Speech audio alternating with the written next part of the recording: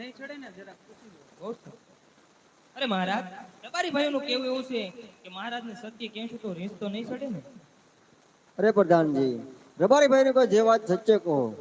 અરે રબારી ભાઈ, જે વાત હોય તે સત્ય કહો. હા હા જ પોકરણ ગઢના રાજા યજમાન વાંધિયા કેવાય વાંધિયાના ચૂકના લે નહીં કોઈ પોકરણ ગઢના રાજા યજમાન વાંધિયા કેવાય. અરે હા પ્રધાનજી, આપણા માણસ તો પેટે વાંચ્યા છે, જો એના ચૂકન લઈને તો અમારો બદલો બહુ વાંચ્યો રે.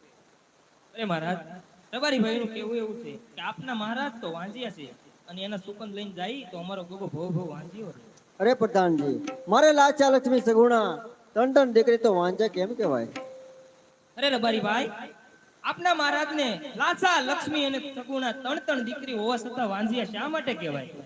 હે તમારી દીકરી ચકલીનો માળો પવન આવે ને ઉડી જાય રે. અરે હા પ્રધાનજી, દીકરી તો પારકા ઘરની આશ કહેવાય. આજ પ્રણાવો ને તો કાલ પોતાના સાસરે ચાલી જાય. પાછળથી જો કોઈ લૂલો લંગડો કુંવર હોય ને તો આ રાજ ચલાવે, નકર આ રાજને એક દિવસ મણમણના તાળા લાગી જાય પ્રધાનજી.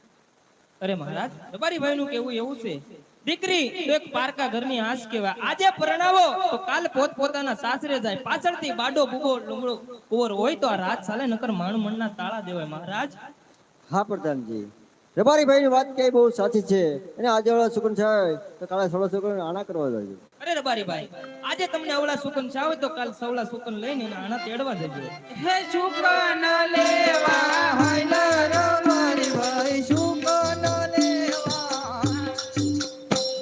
હા પ્રધાનજી, હા મહારાજ. પોકરણગઢ ની પ્રજા આદિ સુધી મેન મર્યાદા રાખતી હતી, માટે મેન મર્યાદા રહીને સતીને બોલાવો. બહુ સારું. આજે